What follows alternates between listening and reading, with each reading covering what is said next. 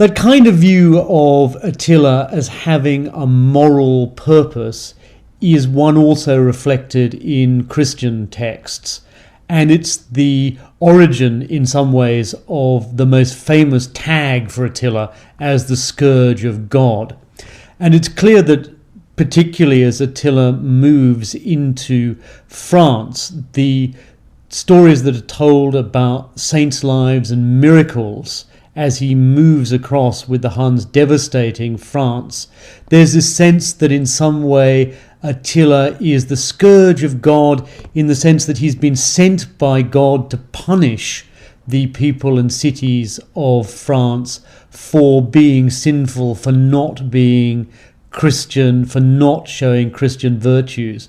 That Attila is God's weapon of destruction and punishment.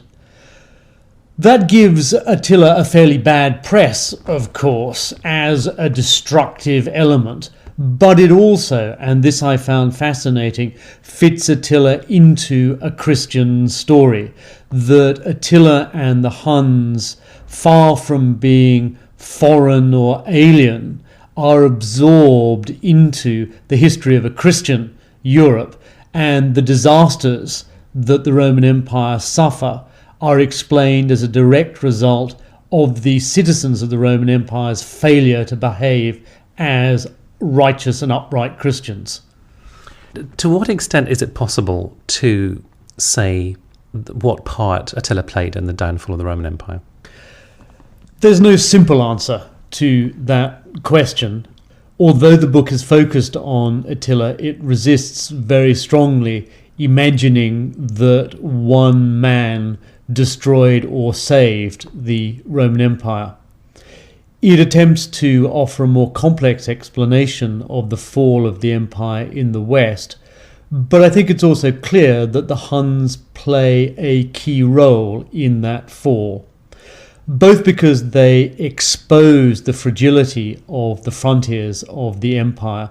They are, after all, the only enemy that the empire face who attack both the East and the West within a period of a decade.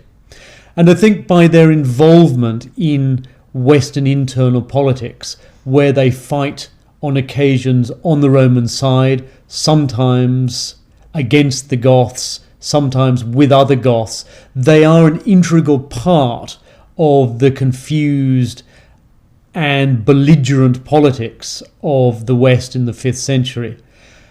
In a sense, without the Huns, it may be, one can see that the history of the West would have taken a different course. It may be that the Roman Empire would have been able to hold on to France and better defend northern Italy. It may be that without the need to defend the Huns, they may have been able to secure North Africa and defeat the Vandals.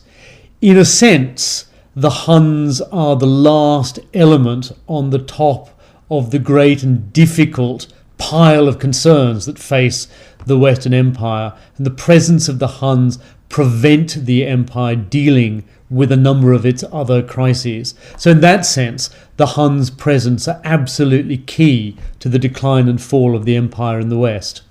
And the nature of their non-empire building and their sort of parasitic nature on the Roman Empire, do you think that was a critical factor in, if you like, sort of pushing things over the edge? Well, they're parasitic in the sense of really operating as a ruling elite, conquering Goths north of the Rhine and Danube. Their empire is not like a Roman Empire. It's not about roads and capitals and tax collection and all the kind of intrusive administrative nature that we think of empires. It's a very light touch. It yokes the elites, the large landowners in any given territory, and extracts their wealth. I think it's very important that the Huns really don't seem to have been interested in carrying that project into the Roman Empire. That distinguishes them significantly from Goths and Vandals, and I think it gives them the flexibility and the independence to withdraw back across the Danube. Once the Vandals were in North Africa, there was nowhere else for them to go. They couldn't withdraw again. Once the Goths had been settled in southern France, there was really no return back over the frontier. The Huns maintained their power centres north of the Rhine-Danube, out of the Roman Empire, and that's a very effective base for these lightning raids, this blitzkrieg kind of warfare into the empire. I was really struck by your saying that the Huns have left us no poetry, no historians. So they are really a blank onto which many images can be projected right up until the present day in films and literature, and all sorts of values that have been ascribed to them.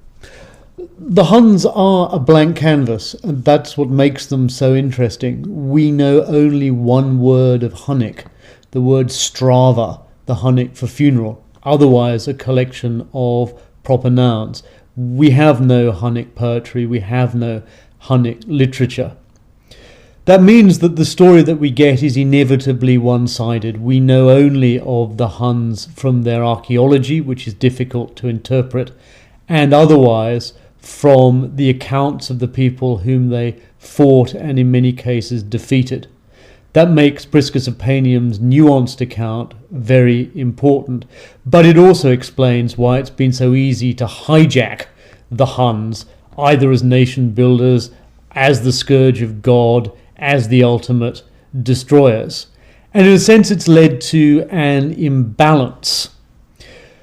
The Roman Empire was far more destructive of the peoples that it conquered in the Mediterranean than the Huns ever were. The most brutal force in the ancient world was the Roman Empire. And of course, we have lost the accounts of many of the people whom the empire conquered. And what we have are the highly sophisticated justifications of empire from the Romans themselves. The Romans believed that they always fought war justly, that they always brought civilization, and that everyone was always better off under Roman imperial rule than they ever had been when they were independent. It's difficult to see the other side of the story. What we don't have is the Huns' own justification for their empire building, for their raiding or plundering. We have no Hun text which talks about the brutality of the Roman Empire. We have no Hun text that perhaps might speak of the Huns as liberators, removing the oppressive imperial yoke of the Romans. All that is lost, which means in some senses that there's a wonderful opportunity for the historian to think about the Huns and to try and recreate Hun society. The downside is that without a Hun voice, it's very easy to mould the Huns into the image that one wants, hence this wide and conflicting set of images of the Huns.